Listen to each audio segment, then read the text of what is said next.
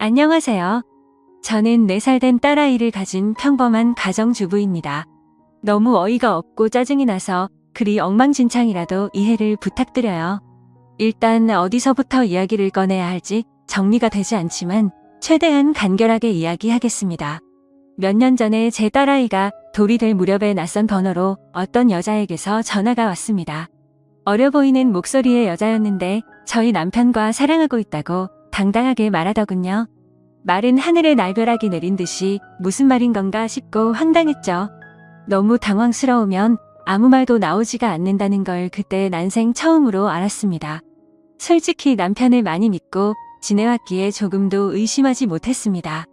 연애 때부터 결혼해서까지 한결같이 저에게 잘해줬었고 아이에게도 그 누구보다도 다정하고 가정적이었거든요. 술, 담배도 안 하고 일이 늦게 끝나는 직업이라 바람 피울 상황도 못 된다고 안일하게 생각하고 있었는지도 몰라요. 아무튼 그 순간에는 너무 당황스러워서 전화를 그냥 끊어버렸어요. 그리고 나서도 몇 번 더 전화가 왔지만 너무 떨리는 마음에 차마 그 전화를 받지를 못했죠. 당황스럽기도 했고 믿기지 않는 그 상황에 무슨 말을 해야 할지를 모르겠더라고요. 그렇게 제가 전화를 받지를 않자 문자 몇 통이 연달아서 계속해서 오더군요. 남편과 다정히 찍은 사진이랑 긴 장문의 문자로 남편과는 1년 정도 만나왔고 서로 사랑하고 있으니 저보고 포기해달라고 합니다. 자기는 제 남편 없이는 못 산다면서 왜 그런지에 대해서 구구절절 이야기를 길게도 풀어서 얘기하더라고요. 일단 남편이랑 얘기한다고 답장을 보냈고 남편이 퇴근하기를 기다리는 시간이 천년만년 같았어요. 전화로 어찌된 일인지 퍼부을까를 100번쯤 고민하다가 변명을 만드는 시간을 주는 것 같아 겨우 참고 기다리니 남편이 퇴근을 하고 아무렇지 않게 집에 들어오더군요. 아무 일 없는 척 웃으며 들어오는 남편에게 사진을 보여주며 물으니 얼굴이 사색이 되어서는 제게 용서해달라며 빌더라고요. 회사에서 만난 여직원인데 자기에게 호감을 보여 순간 혹한 적은 있지만 나를 배신한 적은 없다고 합니다.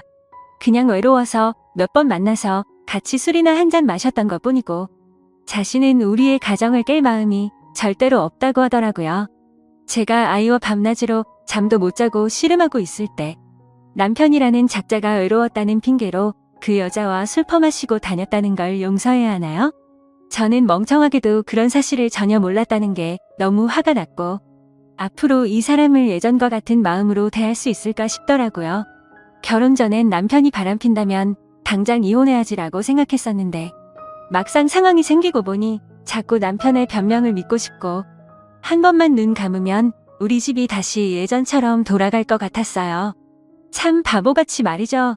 남편은 저만 보면 빌면서 용서를 구했고 저는 남편만 보면 울고 불며 화내는 상황이 생겨났습니다. 그렇게 보름 정도가 지났을 때쯤이었죠.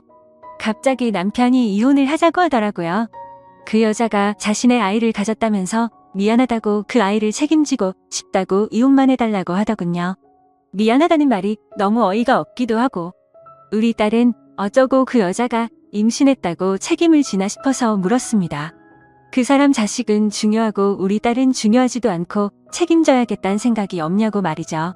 그러자 저는 자기와 이혼해도 아이를 잘 기를 수 있는 좋은 엄마니 괜찮을 것 같지만 그 여자는 자기가 안 가면 애를 포기할 것 같답니다. 자신의 자식인데 포기할 수는 없지 않냐며 울더라고요. 너무 기가 막혀 대꾸조차도 하기 싫어서 가만히 있었습니다. 이 집은 저를 준다고 자기만 보내주면 된다고 하면서 저더러 자신이 없어도 너는 잘 살 거라고 이해해달랍니다. 그 여자는 너무 어리고 자기 없이 애를 키울 수 없다고 하면서 말이죠. 융자 가득한 집 주면서 생색 내는 꼴이 너무 황당하고 우습더라고요. 처음에는 절대로 저를 배신한 적 없다고 변명할 때는 언제고 이제 와서는 세상 둘도 없는 사랑꾼인 척 하는 게 가증스러워서 오만 정이 다 떨어져서 그냥 이혼하겠다고 했습니다. 그냥 절대 이혼해주지 말고 그 여자랑 그 아이 아빠 없는 애로 평생 살게 해버릴까도 생각은 해봤었죠. 솔직히 저도 이혼을 하고 나면 아빠 없이 애를 잘 키울 수 있을까 무섭기도 했지만 어차피 이혼 안 하고 살아도 내 남편이 그 여자랑 바람핀 걸 제가 알았고 그 여자와 살고 싶다는데 굳이 제 인생도 같이 갉아먹히면서 복수를 하면 저는 영원히 이 배신감에 갇혀 살 것 같더라고요. 그래서 그냥 상호 합의하에 이혼 절차 밟기로 했습니다. 준다는 집도 받고 애 양육비도 협의하고 말이죠. 그리고 낯짝이 얼마나 두꺼운지 2주에 한 번 딸아이를 보여달래서 평생 안 보여준다고 했다가 결국에는 한 달에 한 번으로 합의를 하였습니다. 생각보다도 아이가 있으니 결혼보다도 결정할 게 너무 많더라고요. 중간에 그 여자가 또다시 제게 연락을 해서는 정말 집 다 받아갈 거냐고 전화로 난리친 것 빼고는 결혼 준비보다 오히려 수월하게 진행이 되었죠. 정확히 말하면 정리하는데 생각보다 시간은 꽤 걸렸지만 심적인 부담이 줄어들어서 그랬나 봐요. 아무튼 이혼을 하고 나서 바로 그 집은 팔아버렸고 부모님께 죄송하지만 어쩔 수 없이 친정에 들어와서 살고 있습니다. 제가 직접 돈을 벌어서 먹여 살려야 하는 상황이 되었기에 회사 복직을 3개월 당겨서 친정엄마가 아이를 봐주셔야 해서 부모님도 이해를 해주셨죠. 솔직히 돈도 돈이지만 집에만 있으면 정신이 나가버릴 것 같아서 나가서 돈을 벌기로 했던 것도 있습니다. 아직 우리 애기가 예쁜 짓 할 때마다 행복했지만 그 여자가 애기를 낳았다는 소식을 듣고 나서부터는 저도 모르게 훅훅 올라오는 무언가가 있긴 했습니다. 그나마 그것도 시간이 지나가면서 나가서 사람도 만나고 부모님과 마음 편하게 살다 보니 정말 많이 편해졌었죠. 아무튼 이 얘기가 이따위로 끝나면 너무 억울할 텐데 다행스럽게도 여기서 끝이 아니었네요. 며칠 전 아이가 남편을 만나는 날이라 아이를 아침에 보내고 저녁에 데리러 갔더니 전 남편이 아기만 집에 먼저 보내고 저한테 얘기 좀 하자고 하더라고요.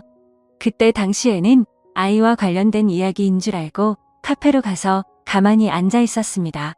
그러자 갑자기 크게 한숨을 쉬더니 자기 벌 받은 것 같다고 하더라고요. 무슨 헛소리를 하는 건가 싶어서 대꾸도 안 하고 쳐다봤더니 그 여자랑 낳은 아들이 자기 애가 아닌 것 같다고 하더군요. 자기랑 그 여자는 둘 다 A형인데 아이가 B형이라 의심이 간다고 말이죠. 자기가 찾아봤는데 B형이 나올 수 없다는 걸 알았답니다. 물론 유전자 검사를 해봐야 정확하겠지만 정말 아닐까봐 무서워서 못하고 있다고 줄줄 말하는데 너무 속이 시원해서 웃음이 터져버릴 것 같았죠. 그래서 말했습니다. 이걸 왜 나한테 얘기하냐고 했고 당신 천벌받는 거 맞다고. 왜 피하냐고 유전자 검사 확실히 해서 정면으로 제대로 받으라고 했습니다. 너는 평생 내 아이한테 온전한 가정 뺏은 죄 짓고 멀쩡하게 살 수 있을 줄 알았냐고. 꼭 유전자 검사하라고 그 애가 제발 네 자식이 아니길 빌겠다고 쉴 새 없이 퍼붓고 들어왔습니다. 솔직히 속이 후련하면서도 마음이 안 좋았습니다. 이제야 좀 심적으로도 안정됐다고 생각했는데 왜 갑자기 나한테 어쩌라고 저런 얘기를 하나 싶었죠. 지금 며칠 정도 생각을 하다 보니 그것들이 못 살면 통쾌할 줄 알았는데 괜히 내가 이혼하던 과정들만 다시 생각나 심란하고 마음을 알 수 없게 되네요.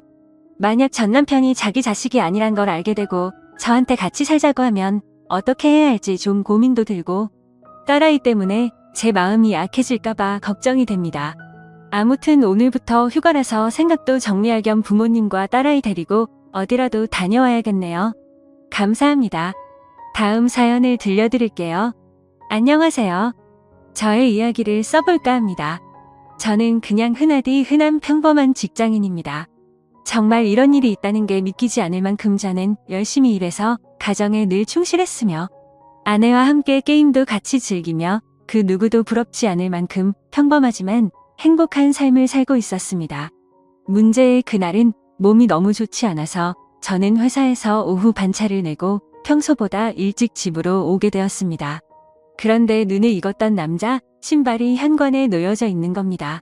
눈에 익었던 신발은 저와 와이프가 함께하는 게임에서 알게 된 남자 동생의 신발이었습니다. 큰 충격과 함께 살만하는 마음으로 거실을 봤더니 아무도 없더군요.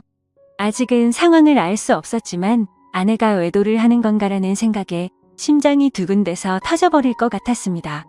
근래 들어 화장실에 들어가서 2시간씩 배가 아프다고 안 나오는 일이 허다했었고 하지 않던 산책을 갑자기 나가곤 해서 평소와 행동이 달라 뭔가 미심쩍긴 했었습니다. 흥분된 마음을 다잡으며 거실을 지나 안방 쪽으로 가는데 하하허허 웃는 소리가 적나라하게 들리는 겁니다. 정말 하늘이 무너지는 기분이 이런 걸까요? 너무 충격을 받은 저는 순식간에 달려가서 방문을 벌컥 열어버렸습니다. 두 사람은 같이 컴퓨터 게임을 하고 있었고 문을 여는 소리에 뒤로 돌아보고는 두 사람 다 엄청 놀란 표정을 짓더라고요. 그리고 그 남자는 역시나 제가 친동생처럼 잘 대해주던 그 동생놈이었습니다. 일단 마음을 진정시키고 물었습니다. 우리 집에는 무슨 일로 온 거냐고 하니까 제 아내와 같이 컴퓨터 게임을 하려고 놀러 왔다고 하더군요. 상식적으로 유부녀와 같이 단둘이서 게임방을 가서 게임을 하는 것도 아니고 집에서 게임을 한다는 게 말이 되나요? 저는 그래서 게임방을 놔두고 왜 집에서 게임을 하냐고 물어보니까 그 남동생은 그렇지 않아도 지금 그러려고 했다고 바둥거리면서 말을 하더라고요. 성에 없는 거짓말에 너무 어이가 없어서 머리끝까지 화가 치밀어 올랐고 분노를 참지 못하고 사고를 칠 것 같아서 그 동생에게 당장 내 집에서 나가라고 소리쳤습니다. 그제서야 갑자기 진실을 고백하듯이 연신 미안하다 죄송하다 하면서 누나 잘못 아니다라고 하면서 도망치듯 나가더군요. 네, 누나만의 잘못은 아니겠죠. 둘 다 인간 같지도 않은 짓을 했는데 두 사람 다의 잘못이겠죠. 아내와 저는 조용히 한참 동안 아무 말 없이 있었고 제가 먼저 아내에게 말했습니다. 어린애도 속지 않을 거짓말하지 말고 솔직히 말하라고요. 그러자 아내는 진짜 아무 일도 없었고 그냥 게임을 하려고 부른 거라고 말을 하더군요. 그냥 더 이상 이야기를 나눠봤자 답이 없을 것 같아서 말했습니다. 둘이서 아무 일도 없었다고 하더라도 이렇게 나도 없는 집에다가 남자를 불러서 게임을 했다는 거 용납이 안 된다. 이제는 믿었던 신뢰가 깨졌으니 더 이상은 이 결혼 생활을 이어갈 자신이 없다고 말했죠. 그리고 나서 일단 여행용 캐리어를 꺼내서 아내의 옷들을 집어넣었고 그제서야 아내는 그냥 별 생각 없이 부른 거라며 미안하다고 무릎을 꿇고 손을 싹싹 빌며 미안하다고 했습니다. 그런데 어떻게 이게 용서가 될까요? 아무 일도 없었다고 하지만 유부녀가 남자를 집에까지 불렀다는 거 자체만으로도 제가 모르는 사이 무슨 일들이 벌어졌을지 알 수도 없는 거고 상상조차 하기가 싫었습니다. 심지어 연애 때부터 절대 이럴 여자가 아니라고 믿고 살아왔기에 충격은 훨씬 더 컸었고 정말 지옥이 있다면 딱 이 심정이겠구나 싶더라고요. 아무튼 아내는 계속해서 미안하다고 같은 말만 반복하면서 버티고 있었고 결국 저는 장인 어른에게 연락을 해 지금 있었던 일 그대로를 말했더니 아무 말씀도 없이 전화를 끊더군요. 저는 그 길로 주차장으로 내려가 차에 타자마자 정말 난생 처음으로 정신을 놓고 펑펑 울어버렸습니다. 그렇게 몇 시간이 지나 장인어른이 집으로 오라고 해서 올라갔더니 술을 드시고 계시더군요. 근데 식탁 앞에 앉자마자 장인어른은 갑자기 삿대질을 하면서 가정도 지키지 못하는 게 네가 그러고도 가장이냐 한심하다 한심해 이러는 겁니다. 정말 충격에 충격을 받았더니 눈알이 뒤집어지더군요. 너무 화가 나서 앞에 있던 유리 물컵을 아래로 내리쳤고 유리 파편에 긁혀서 제 손에서는 피가 흘렀지만 너무 화가 나서 아픔도 느낄 수가 없더군요. 그 모습을 본 장인은 집으로 가시면서까지 고래고래 소리치고 현관문을 발로 차더군요. 정말 어떻게 인간이 이럴 수가 있을까요? 모두가 다 나가고 저 혼자서만 그 집에서 남아서 술을 마셨습니다. 정말 몸이 좋지 않아서 조퇴를 해서 몸 상태가 말도 아니었는데 몸도 마음도 엉망진창인 상태로 웃었다 울었다를 반복하다가 잠이 들었네요. 다음날 저는 아내와 얼굴을 보고서 마무리를 지어야 할 것 같아서 무작정 차를 몰고 아내의 친정댁으로 갔습니다. 근데 아내는 대뜸한다는 말이 어떻게 매번 오빠만 생각해? 그냥 집에서 게임 좀 한 것 같고 왜 그러냐며 나 좀 내버려둬라고 하더군요. 정말 낯짝이 두꺼워도 본인이 그따위 짓을 해놓고 어떻게 저런 말을 할 수 있을까요? 정말 마음 다잡고 가슴에도 눈알이 또 뒤집히더군요. 정말 제 아내는 저를 호구로 생각했던 거구나 깨달았습니다. 그래서 저는 물불 가릴 거 없이 다음날 곧장 이혼하려고 법원으로 간다고 두 사람에게 통보를 했고 그러니 그 동생이었던 놈이 카톡으로 미안하다 어쩐다 하면서 답장이 오더라고요. 그래서 두 사람 언제부터 만난 거냐고 하니까 얼마 안 됐다면서 미안하다고만 하더군요. 그래서 그냥 미안할 필요 없고 앞으로 네가 책임지고 살라고 하니까 누나를 지금 제가 어떻게 책임지냐. 자신은 사라지는 게 맞다며 호기심에 만난 거다 이런 헛소리를 하더군요. 의심이 확신으로 바뀌는 순간이었습니다. 두 사람은 제 예상대로 만나왔던 게 맞았고 증거도 확보가 되었죠. 그래서 그걸 아내에게 보내줬더니 그제서야 문자로 제 얼굴 볼 자신 없다며 상처 줘서 미안하다고 하네요. 저는 혼자서 그 지옥 같은 아파트에 있는데 말이죠. 아무튼 아내에게 이혼 서류 접수할 거니까 그렇게 알라고 했더니 호감을 갖고 만났던 건 맞지만 끝까지 아무 일도 없었다고 우기더라고요. 네, 어차피 상관없습니다. 휴대폰 녹음으로 전부 녹음도 해둔 상태이고요. 웬만한 증거는 다 수집해뒀습니다. 카톡 문자 내용, 입차 내역 등등 말이죠. 근데 증거 수집을 하다 보니 아내가 이 상간남 차를 아파트에 차량 등록도 해놨고 집 카드키도 준 것 같더군요. 세부 입차 내역을 보니 3달간 60번은 넘게 오고 갔더군요. 정말 알면 알수록 더 미쳐버리겠더군요. 심지어 그 남자는 백수에다가 동거녀가 있는데도 이걸 숨기고 이따위 짓을 했더라고요. 당연히 그 동거녀에게도 이 모든 사실을 다 밝힐 겁니다. 저는 정말 이 사건에 대해 절대로 그냥 넘어갈 생각이 없고 모든 걸 끝내려고요. 배신감, 자괴감에 치를 떨었고 그래도 사랑하는 아내라 용서를 해줄까도 했지만 적반하장으로 나오는 아내와 처가의 행동에 정말 바닥의 끝을 보고 나서 오히려 제정신이 들었습니다. 천국에서 지옥으로 바뀐 그 집에서 혼자 버티며 저는 더욱 더 확고해지고 있네요. 심지어 아내는 제가 직접 모은 증거들을 끝까지 부인하네요. 전 단지 진정성 있는 사과와 반성을 원했는데 말입니다.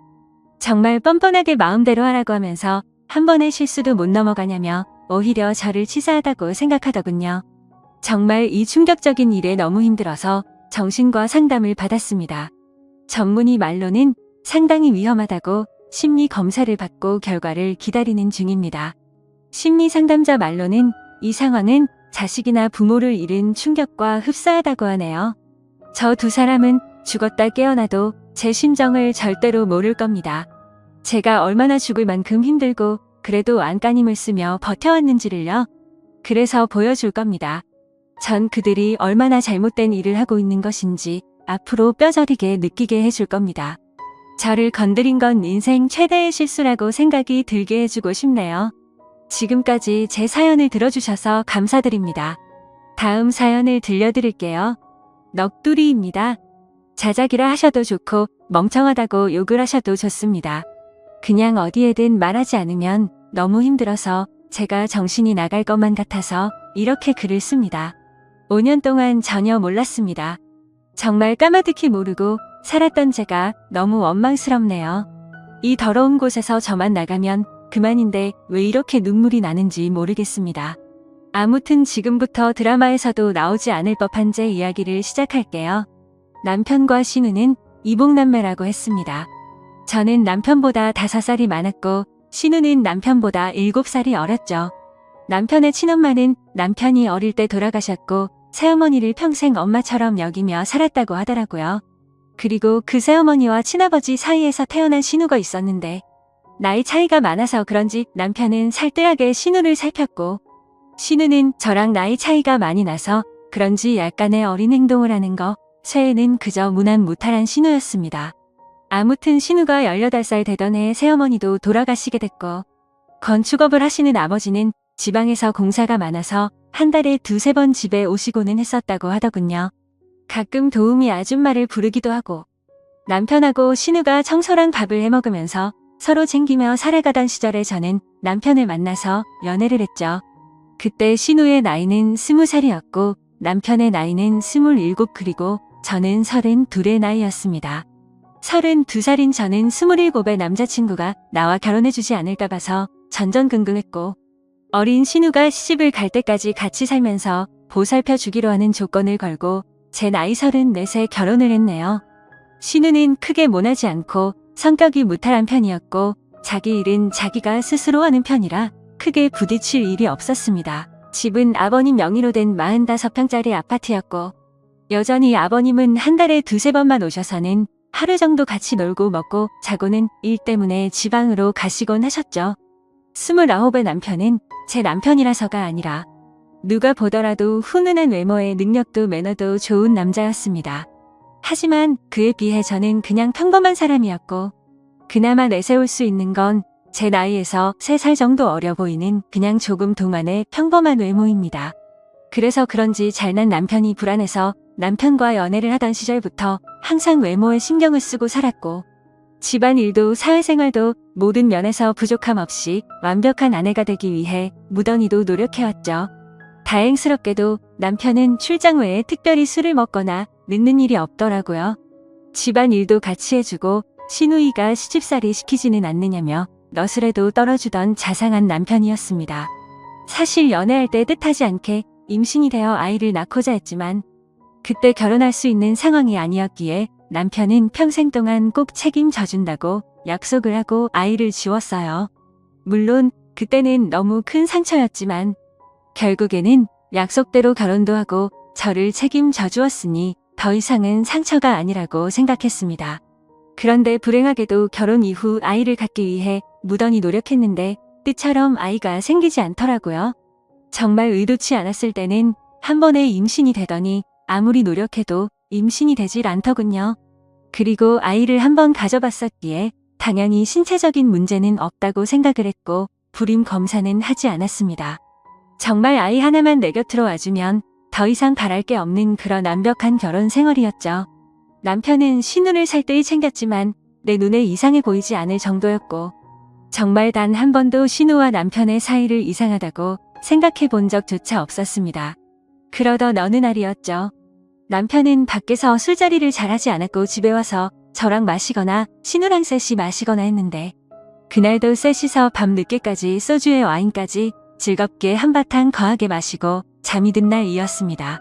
다른 날과 별다를 바 없는 날이었고 신우의 이부자리를 펴주고 잠든 남편을 보고서 잠이 들었습니다.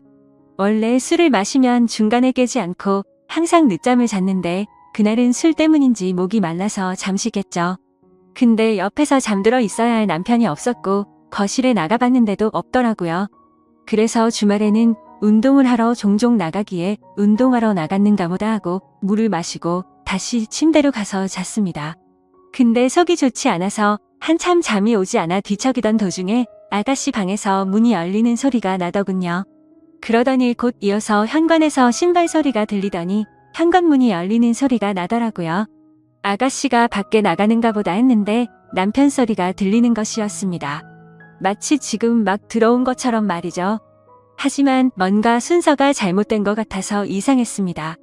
밖에서 들어오는 거면 현관문이 열리고 신발 소리가 들려야 맞는 건데 신발 소리가 들리고 현관문 소리가 들렸는데 밖으로 나간 사람은 없었죠. 그래서 그날부터 이상한 생각을 지울 수가 없었습니다. 남편은 방으로 들어오더니 밖에 운동을 하러 나갔다 왔다고 말을 했고 저는 제 스스로 잘못 들은 건데 왜 이렇게 예민하나 싶어서 별 생각을 다 했네요. 아무튼 그날 이후로도 별다른 생각 없이 평범하게 지내고 있었고 남편이 출장을 간다던 날 아가씨도 때마침 친구들과 여행을 간다고 하더라고요. 그래서 저도 오랜만에 혼자 있는 시간을 만끽하며 휴식을 즐기고 있었습니다. 그런데 그때 때마침 친구에게서 전화가 왔죠. 이태원에서 저와 제 남편을 봤다면서 저를 따라오다가 사람들이 붐벼서 놓쳤다며 지금 어디로 갔냐고 하더군요. 그래서 나는 집에 있고 남편은 출장을 갔다고 말을 해줬습니다. 하지만 나중에 알고 보니 그때 그 당시 남편은 이태원에 있었던 게 맞았고 친구는 남편 옆에 있는 여자를 당연히 저라고 생각을 했었던 거죠. 왜냐하면 신우이도 나와 같은 갈색 머리에 긴 생머리였고 체형도 비슷했으니깐요. 며칠 뒤 남편이 출장이 끝나고 돌아오는 날이었습니다. 저는 아버지께서 입원했다는 소식에 남편에게 전화를 걸어 병원에 가 있어야겠다고 말을 했고 남편은 집에 들렀다가 곧바로 병원으로 온다고 해서 저는 서둘러서 병원으로 갔습니다. 걱정과 달리 다행히도 아버지는 아주 가벼운 부상을 당한 거였고 어머니가 유난을 떠신 거라서 대충 수습을 하고 집으로 돌아갔죠. 남편은 아직까지 집으로 돌아오지 않은 상태였었고 드레스룸에서 옷을 내려놓고 있는데 남편이 들어오는 소리가 들리더라고요. 저는 순간적으로 반가운 마음에 깜짝 놀래켜주고 싶었죠. 그래서 드레스룸 불을 끄고 남편이 거실로 오길 기다렸는데 소리를 들어보니 남편 혼자가 아니더라고요. 순간적으로 저는 옷장으로 몸을 숨기게 되었고 남편은 집안 곳곳 방을 하나하나 열어보며 제가 없음을 확인하는 것 같더라고요. 그러더니 소파에 앉는 소리가 들렸고 두 사람의 대화 소리가 들리는데 정말이지 저는 악몽을 꾸는 것 같았습니다. 이태원의 그 맛집은 과대평가가 됐다면서 이번에 갔던 여행은 너무 즐겁긴 했는데 혹시나 언니가 의심하진 않을까? 이런 소리가 들리더라고요. 그러자 남편은 그 여자 미련해서 모른다면서 무슨 일 생기면 자신이 다 책임질 테니 걱정 말라고 하더군요. 너무 억울하고 화가 나서 눈물이 났고 도저히 참을 수 없는 분노에 이성의 끈을 놓아버린 저는 문을 열고 거실로 나갔습니다. 그러자 남편과 신우는 깜짝 놀라서 저를 쳐다보는데 정말 짐승이 따로 없는 것 같았습니다. 저는 남편의 멱살을 잡고 어떻게 된 거냐고 소리를 질러댔고 저를 뿌리치더니 그 둘은 아무 말 없이 집을 나가더군요. 그날 이후로 이틀 동안 그 둘은 돌아오지 않았고 제 연락도 받지를 않았습니다. 그래서 저는 이틀 동안 연차를 쓰고 집에만 있다가 3일째 되는 날 출근을 했죠. 그리고 퇴근하고 집에 돌아와 보니 제가 출근한 건 어찌 알았는지 집에 다녀간 흔적들이 보였습니다. 그렇게 남편을 기다린 지 5일 만에 남편이 집으로 들어와서 얘기를 하자며 들어오더라고요. 저는 그 기간 동안 마음을 좀 추스린 상태였고 차분히 대화를 하자고 하니 남편은 입을 열었습니다. 신우는 아무 잘못이 없고 지금 벌어진 모든 일은 다 자기 잘못이라고 하네요. 신우는 사실 새어머니가 데리고 들어온 갓난아이였고 자신 아버지의 피가 섞이지 않았답니다. 새어머니를 받아들이지 못하는 할머니 때문에 애를 낳아왔다고 아버지가 거짓말을 한 것이었대요.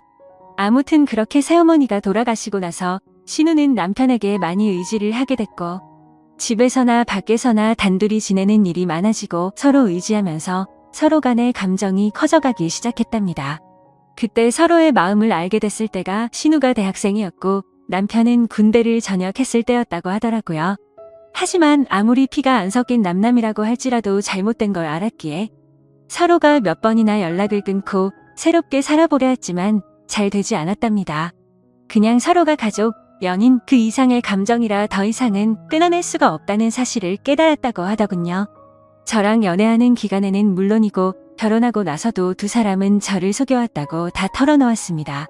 신우가 간혹 생겼다던 남친도 다 거짓말이었고 단지 제 눈을 피하기 위한 일종의 작전이었던 거죠. 신우의 철없는 행동으로 혹시나 내 의심을 살까봐 남편이 그동안 케어한 것까지 전부 말을 하더군요. 그리고 남편은 혹시나 하는 마음에 정관수술까지 했답니다. 제가 아이를 가지면 신우가 질투에 눈이 멀어서 무슨 일이 벌어질까봐 그랬답니다. 정말 남편이 진실되게 하는 말을 들으면서도 이게 꿈인지 진짜인지 믿을 수가 없겠더라고요. 순순히 자기 입으로 시인을 했지만 간통죄가 없어졌으니 이 둘을 감옥으로 보낼 수도 없는 노릇이었습니다. 이혼 소송을 해서 재산이라도 뺏어보려 했지만 변호사와 상담을 해보니 어차피 둘이 결혼해서 같이 모은 돈 반 나누는 거 외에는 위자료 1,000만 원에서 3,000만 원 정도 받을 수 있을 거라고 하더라고요.